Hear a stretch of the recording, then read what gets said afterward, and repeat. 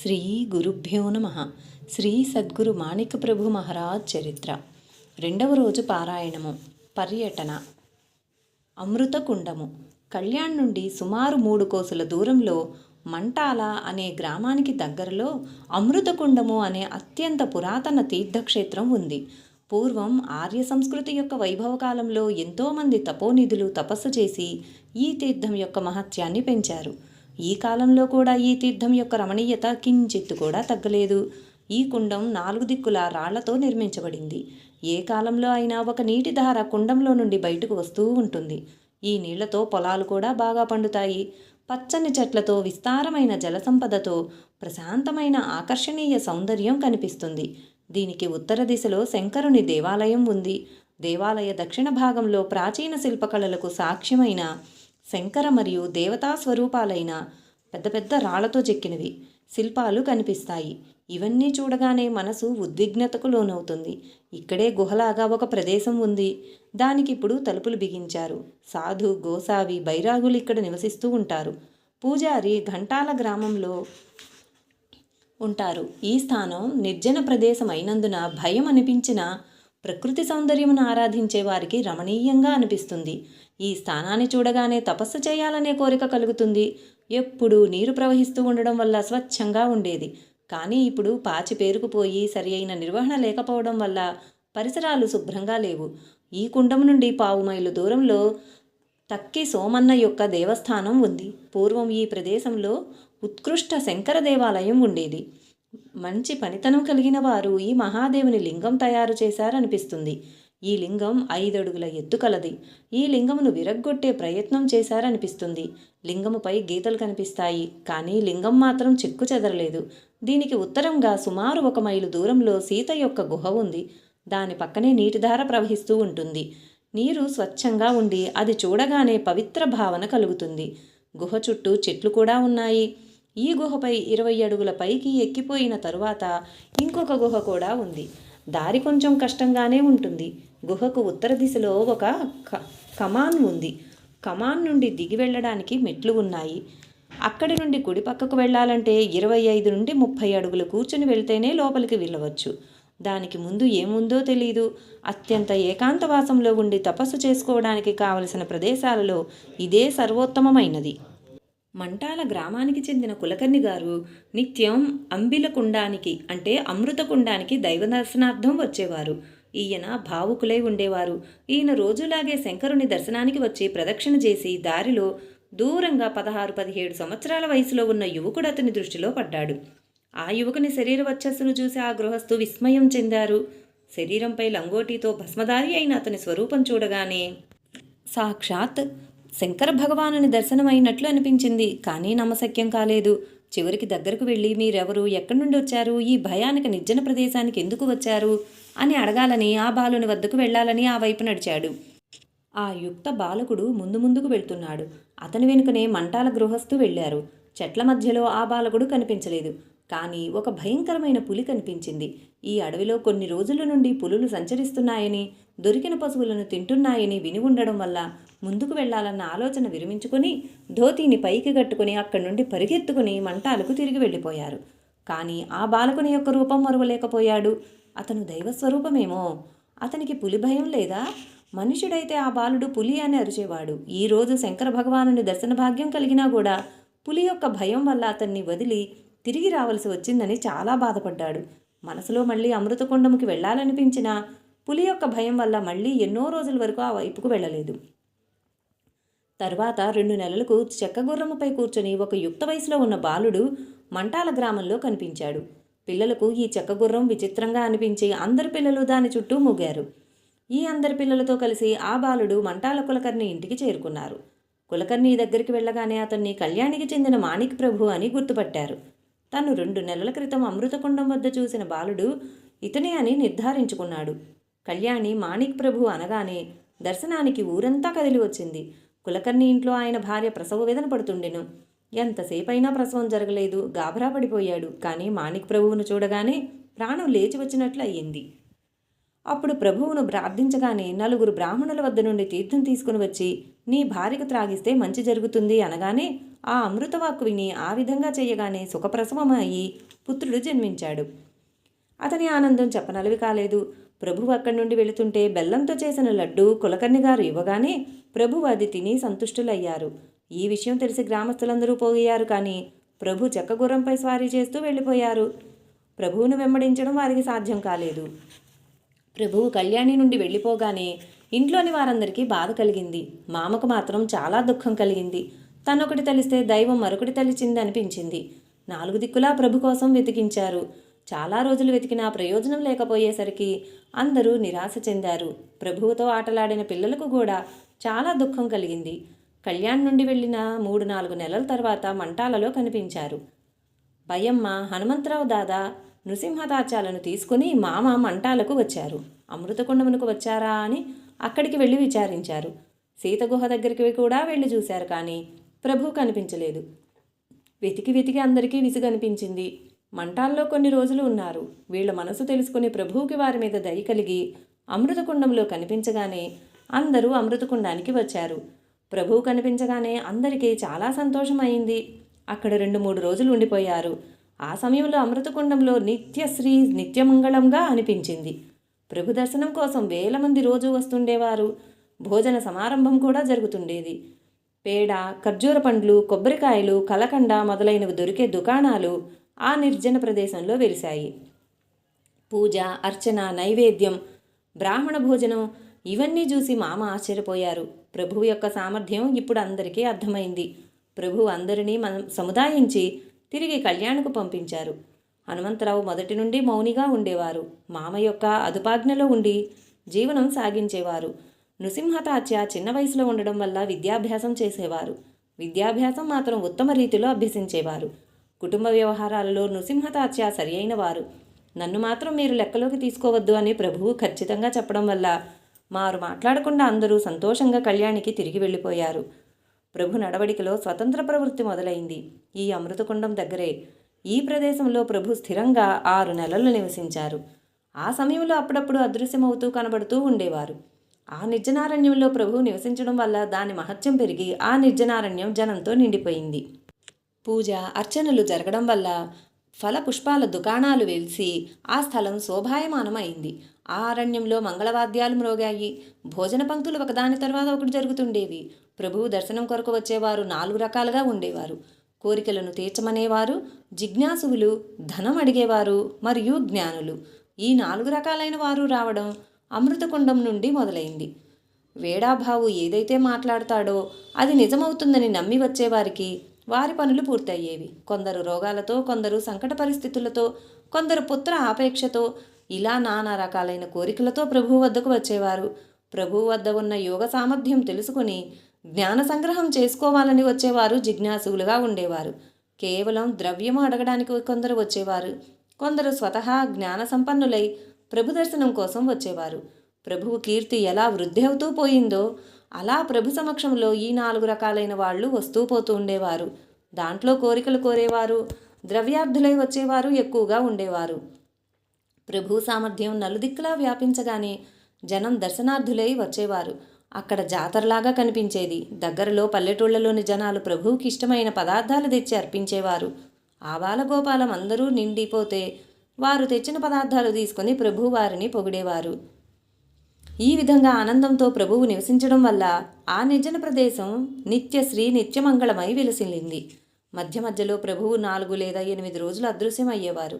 అప్పుడు ఎవరికీ ఆచూకీ దొరికేది కాదు. అయినా కూడా ప్రభువు రాక కోసం ఎదురు చూస్తూ ఉండేవారు. ప్రభు సమక్షంలో ఎప్పుడూ నిర్భయంగా ఉండేవారు. మొదట ప్రభువు కళ్యాణ్ నుండి బయటపడిన తర్వాత విఠలరావు తండ్రి, ఇంకొకరు ఆయన వయసు వారే గృహస్థులు ప్రభువు వెంట వెళ్ళారు. వాళ్ళు ప్రభువుతో ఆడుకునేవారు. కళ్యాణ్ నుండి 3 కోసుల దూరంలో మంటాల దగ్గర అరణ్యానికి నాతో పాటు రండి అని వారిని తీసుకువెళ్లారు. వాళ్ళ అరణ్యంలో భయపడుతున్నట్లు ప్రభువు కనిపించి, భయపడకండి, నా వెంట రండి, మీ భాగ్యోదయం అవుతుంది అంటే అది విని ఆ 2 అరణ్యంలోని ఒక గుహలోకి ప్రభువుతో పాటు వెళ్ళారు. కొద్ది దూరం వెళ్ళిన తర్వాత ఒక రాతి బండ కనిపించింది. దానిని 3 తొలగించి ముందుకు వెళ్ళారు. అక్కడి ప్రదేశం స్వచ్ఛంగా నిర్మలంగా కనిపించింది. ఇంకొంచెం ముందుకు వెళ్ళగానే నల్లని పెద్ద రాతిబండ కనిపించింది. అది తొలగించడానికి ఆ 2 ప్రయత్నించారు కానీ ఫలితం కనిపించలేదు. చివరికి ప్రభువు నవ్వుతూ, ఇప్పుడు ఆ ప్రయత్నం ఆపి నా ధోతి అంచును పట్టుకొని నిలబడండి, భయపడకండి అంటూ ప్రభువు గట్టిగా ఆ రాతి బండను త్రోయగానే ఆ బండ పడిపోయి ఒక భయంకరమైన గర్జన వినిపించింది. అది ఒక భయంకరమైన పులి గర్జనగా అనిపించి ఆ ఇద్దరూ గాబరా పడిపోయి పట్టుకున్న ధోతి అంచును విడిచి వెనుకకు చూడకుండా పరుగెత్తి వెళ్ళిపోయారు. కొద్ది దూరం వెళ్ళగానే పెద్ద శబ్దంతో పాటు పులి గర్జన వినిపించింది. వాళ్ళు ప్రభువుపై పులి దాడి చేసి చంపి ఉంటుందని అనుమానించారు. భయంతో పరిగెత్తి కళ్యాణికి చేరుకున్నారు. ఈ విషయం ఎవరి ముందు చెప్పడానికి ధైర్యం కాలేదు. కొద్ది రోజుల తర్వాత అమృతకుండం వెళ్ళడానికి కళ్యాణ్లోని కొంతమంది వెళ్తుండగా వారితో పాటు రొట్టెలు కట్టుకుని ఈ ఇద్దరు కూడా బయలుదేరారు. కొండ ఎక్కి అమృతకుండం వద్దకు వెళ్ళగా ఆ రోజు జరిగిన సంఘటన ఇతరులకు చెప్తుండగా ప్రభువే ముందు కనిపించారు. పులి ఉన్న గుహ నుండి ప్రభువు సజీవంగా బయటకు రావడం, 2 నెలలు అన్నం లేకపోయినా ప్రభువు పూర్వం కంటే తేజోమయంగా కనిపించడం వారికి ఆశ్చర్యం కలిగించింది. ఏం జరిగింది అని వారు ప్రభువునే ప్రశ్నించారు. మీరు భయపడకుండా నా వెంట వచ్చి ఉంటే దాని మర్మంని మీకు తెలిసేది. అక్కడికి వచ్చిన వారి స్నానాధికాలు అయిన తరువాత తీసుకువచ్చిన రొట్టెలు తినడానికి సిద్ధమయ్యారు. ఇంతలో ఒక బైరాగి వస్తూ కనిపించారు. ఆయన శరీరం కాంతివంతమై ఉంది. ఆయనతో పాటు ఇంకొకరు కూడా ఉండిరి.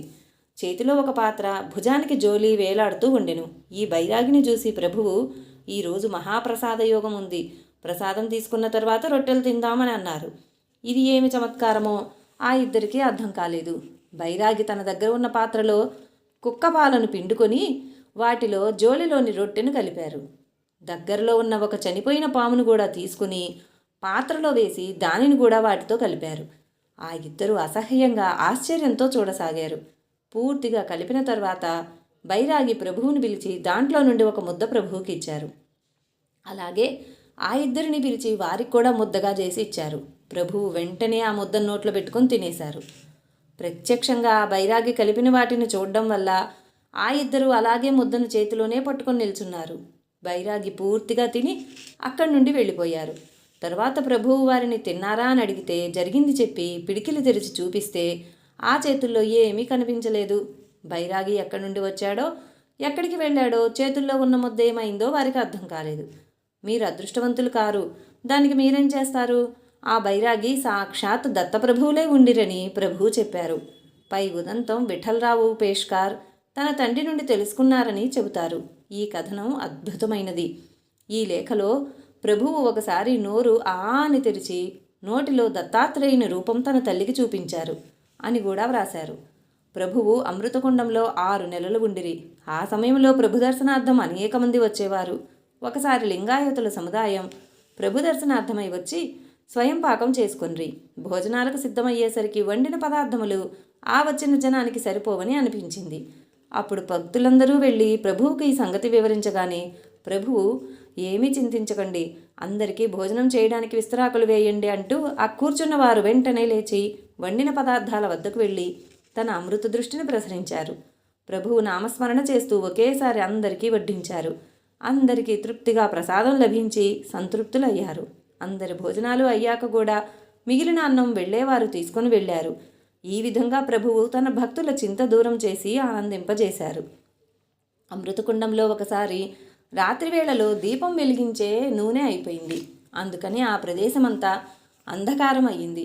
ప్రభువు కోసం ఉన్న వాళ్ళంతా పాములు, వన్యప్రాణులు, దొంగల భయంతో భయపడిపోయారు. వీరి మనోగతం ప్రభువుకు తెలిసి వారిపై కరుణ కలిగింది. అంతలోనే కొందరు నెయ్యి పాత్రలు తీసుకొని అక్కడికి వచ్చారు. ప్రభువు నూనె స్థానంలో నెయ్యి వేసి దీపాలు వెలిగించండి అని ఆజ్ఞాపించారు. ఆ విధంగా గుడిలో 4 దిక్కులా నెయ్యి దీపాలు వెలిగించబడ్డాయి. అలా ప్రభువు తన భక్తుల భయాన్ని పోగొట్టి సంతోషపరిచారు. ఈ విధంగా అనేక కథలు వినదగ్గవే, కానీ వాటినన్నింటినీ వివరించడం సాధ్యం కాదు. ప్రభువు అమృతకుండంలో 6 నెలలు నివసించిన తర్వాత జనుల కోరిక మేరకు మళ్లీ కళ్యాణికి వెళ్ళారు. తర్వాత ఎప్పుడూ ఎక్కువ రోజులు కళ్యాణిలో నివసించలేదు. తర్వాత 12 సంవత్సరాల సంచార కాలంలో మణిమాల పర్వత చుట్టుపక్కల నివసించినా మధ్య మధ్య కళ్యాణికి వస్తుండేవారు. ప్రభువు ఎక్కడికి వెళ్ళినా కొంతమంది శిష్యగణం వెంట ఉండేవారు. వాళ్ళంతా కళ్యాణి లేదా కళ్యాణికి దగ్గరలో ఉన్న ఊళ్లకు చెందినవారు. వాళ్లలో చిమ్నాజీ అనేవారు ప్రభువుతో ఎప్పుడూ ఉండేవారు. సటక అనగా యోగదండం మరియు జోలితో మొదటి దీక్ష తీసుకున్నది ఈ బ్రహ్మచారియే. తన వెంట ఉన్న శిష్య బృందం సౌకర్యవంతంగా ఉండాలని, వారికి పారమార్థికత లభించాలని ప్రభువు ఆశించేవారు. శిష్యులు ఆచరించే నియమాలు యోగ్యమైన రీతిలో ఆచరిస్తున్నారో లేదో అని ప్రభు సూక్ష్మంగా గమనించేవారు.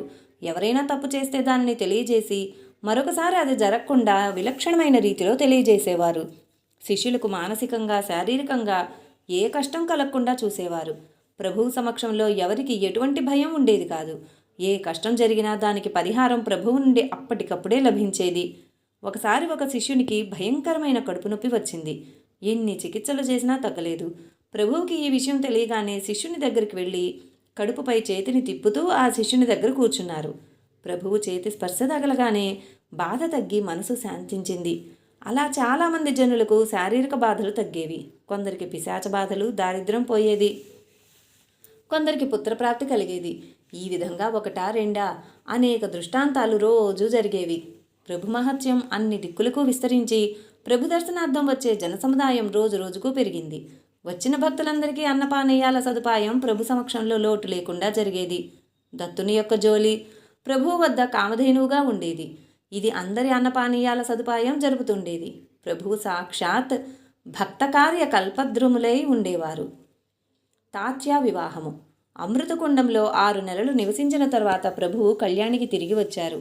ప్రభు భక్తులు వారి మహత్యం చూపమని అడిగితే వాళ్ళ ఇష్టప్రకారంగా నడుచుకొని అందరినీ సంతృప్తి చేసేవారు. ప్రభువు యొక్క ఇంటి పరిస్థితి సాధారణంగా ఉండేది. ప్రభువు అన్నగారైన హనుమంతదాదా వివాహం బాలచంద్ర దీక్షిత్ గారి కుమార్తెతో జరిగింది. ఆ సాధ్వి పరమ భావికయ్యై ఉండేది. సర్వగుణ సంపన్నురాలైన భార్య దొరకడం వల్ల హనుమంతదాదాకు సమాధానం కలిగింది. ప్రభువుపై ఆమెకు అనన్యమైన భక్తిభావం ఉండేది. ప్రభువుపై పూజ్యభావంతో, ప్రేమతో ఏదడిగితే అది చేస్తూ ఆనందంగా గడిపేది. ఇంట్లో అందరి ఇష్టాలు గమనిస్తూ అందరికీ అన్నీ ఉన్నంతలో అమరుస్తూ సంసారాన్ని సుఖంగా నడిపించేది. ఇంట్లో ఏది కావాలన్నా ప్రభు సామర్థ్యంతో లభించేది. కానీ ఆ విధంగా ఎప్పుడూ ఆలోచించలేదు. స్వల్పకాలంలోనే ఆమె మరణించింది. సుశీలయ్యై సదాచార సంపన్నురాలైన పత్ని వియోగంతో హనుమంతుదాదా తీర్థయాత్ర చేయాలనే సంకల్పంతో ఇంట్లోంచి బయలుదేరి వెళ్ళారు. ఈయన చాలా రోజులు బయటనే నివసించారు. ఈయన తరువాత చెల్లెలు చిమ్నాబాయి ఉండేది. ఈమెపై తల్లికి ప్రీతి ఎక్కువగా ఉండేది. ఈమెకు 8 సంవత్సరాల వయసులో వివాహం జరిగింది. మనోహర మాణిక్ ప్రభు మహారాజు వ్రాసిన పద్యభాగ చరిత్రలో వివాహమైన కొన్ని నెలలకే చిమ్నాబాయి చనిపోయారని వ్రాశారు. ఇతర చరిత్రకారులు ఈమె విషయం రాయలేదు. అమృతకుండం నుండి ప్రభువు కళ్యాణికి వచ్చిన తర్వాత గ్రామంలోని జనులకు ప్రభువుపై భక్తి పెరిగింది. ప్రభువుతో ఆటలాడిన వాళ్లలో కొందరు ప్రియ శిష్యులు అయ్యారు. అప్పుడు ఇంట్లో తల్లి మరియు నృసింహతాత్య ఉండేవారు. హనుమంతరావు తీర్థయాత్రకు వెళ్ళినప్పుడు మామ కూడా వారి వెంట వెళ్ళారని అందరూ అనుకున్నారు. నృసింహతాత్య విద్యను అభ్యసించేవారు. చిన్నప్పటి నుండి తెలివైన వారు. కుటుంబ పోషణ చేసి కుటుంబం నడిపిస్తాడని తాత్యాపై బయ్యమ్మకు అపారమైన ప్రేమ ఉండేది. కళ్యాణిలో కొంతమంది ప్రేమభావంతో ఉండే ప్రభుభక్తులు ఉండేవారు. కొందరు నిష్కారణంగా ద్వేషభావం కలవారు కూడా ఉండేవారు.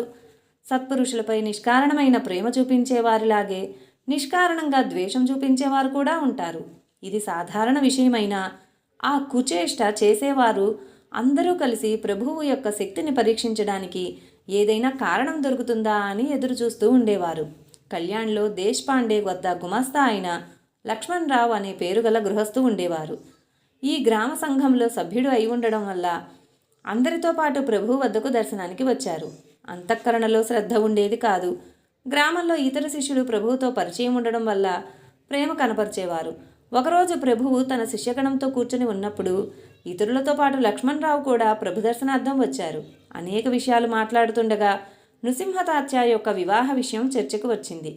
తాత్య ఇప్పుడు వయసులో ఉన్నారు, వివాహం ఎందుకు చేయరాదు అని లక్ష్మణరావు అడిగిన ప్రశ్నకు ప్రభువు ఈ విధంగా సమాధానం చెప్పారు.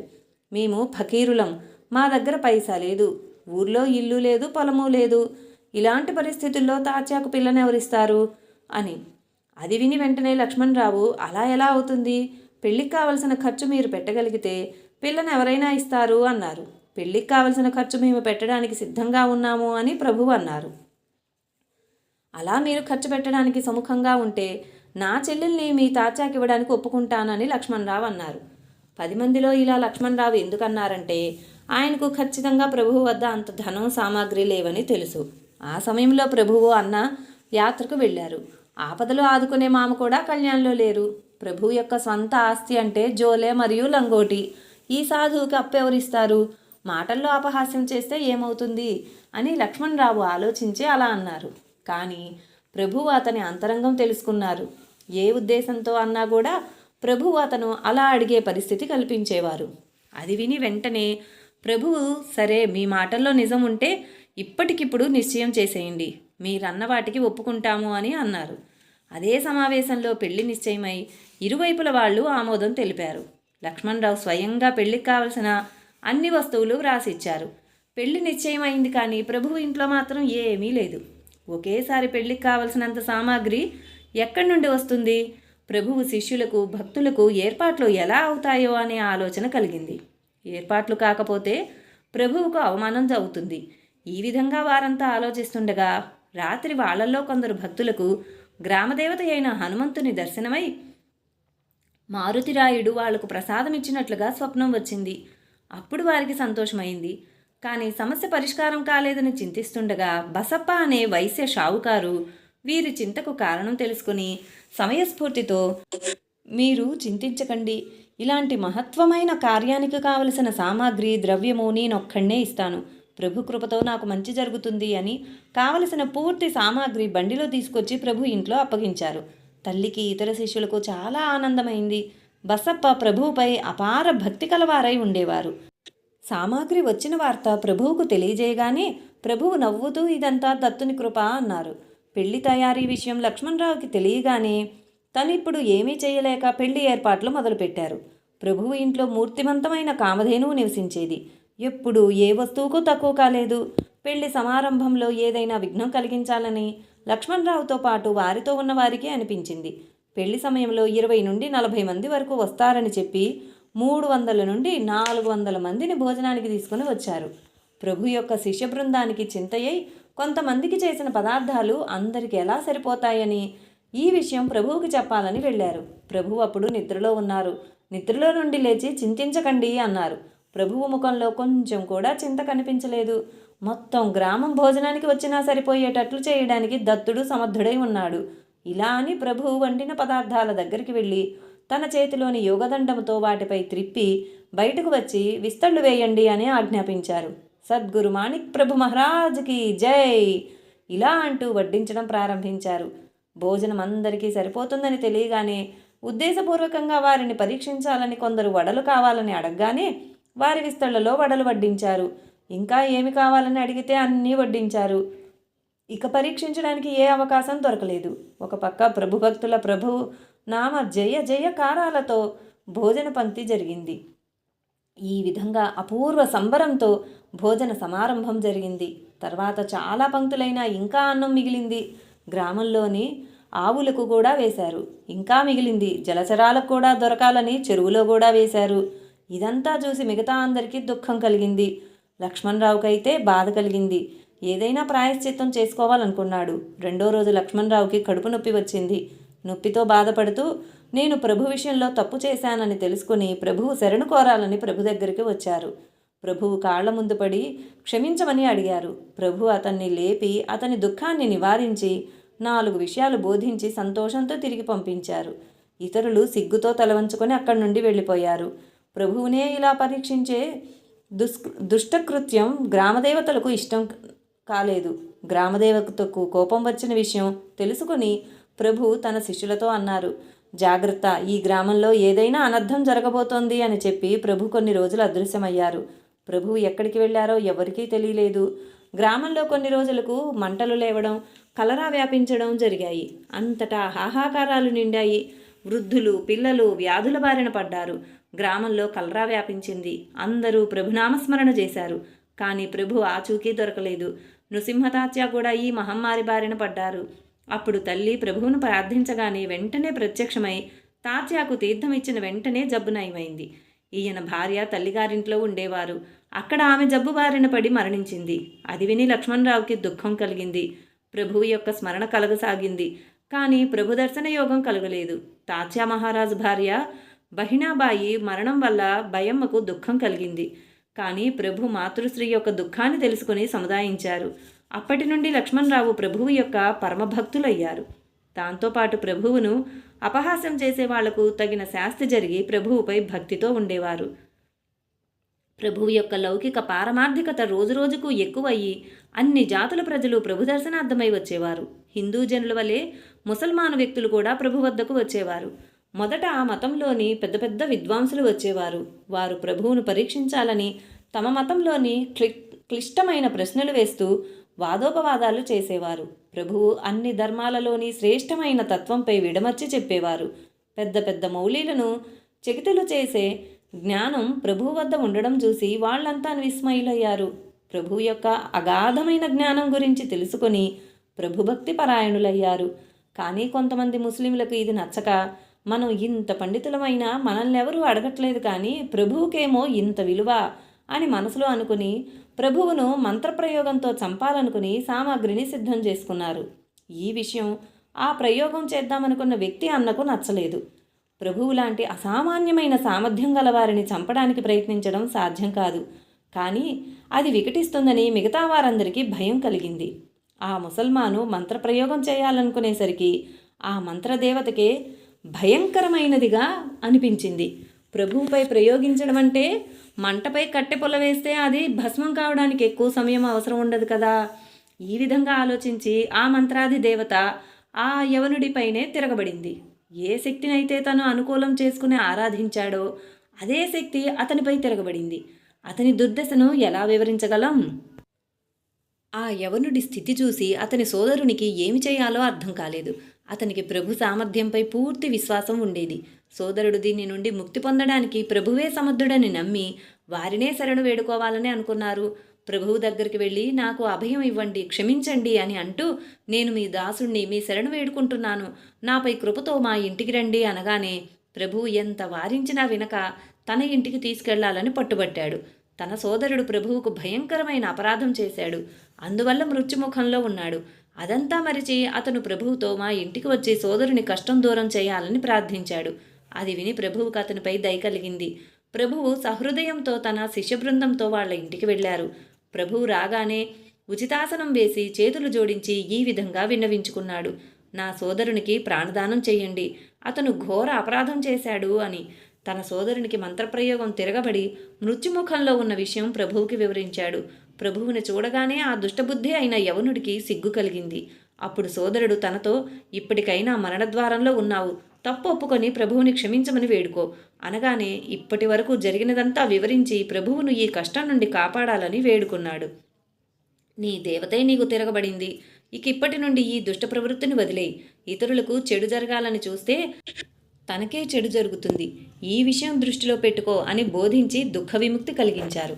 ప్రభువుకి ఎప్పుడూ శత్రువు మిత్రుడు సమానమే. దుష్టజనుల క్రూరత్వం పోయి వారి నుండి ఇతరులకు ఏ ఉపద్రవం కలగకుండా చేయటం ప్రభు కర్తవ్యాలలో ఒకటి. తరువాత ప్రభువుని ద్వేషించేవారు చాలా తక్కువయ్యారు. కళ్యాణ్లో నివసించేటప్పుడు ప్రభువు అప్పుడప్పుడు అదృశ్యమయ్యేవారు. ఎక్కడికి వెళ్ళేవారో ఎవరికీ తెలిసేది కాదు. నృసింహతాత్య పెళ్ళయ్యి అతని భార్య తొందరగానే మరణించిందని బయ్యమ్మ మనసుకు కష్టం కలిగింది. తన 3 పుత్రుల్లో కులవృద్ధి చేసేవారు ఒక్కరే ఉండడం వల్ల అతని గురించి బయ్యమ్మకు చింత కలిగింది. ఈ విషయం బయ్యమ్మ ప్రభువుకు తెలియజేసింది. పెళ్లి యోగం వస్తే తనంతట తానే జరుగుతుంది అంటూ ప్రభువు మౌనంగా ఉండేవారు. ఇలా అనగానే తల్లికి సమాధానమయ్యేది, కానీ తల్లి అంతరంగం ప్రభువు తెలిసినవాడై ఆ పని చేయడం కష్టం అనిపించలేదు. హళిభేడ్ బాలచంద్ర దీక్షితుల పరిచయస్తులు యశ్వంతరావు కోరికల్ అనేవారు హైదరాబాద్లో నివసించేవారు.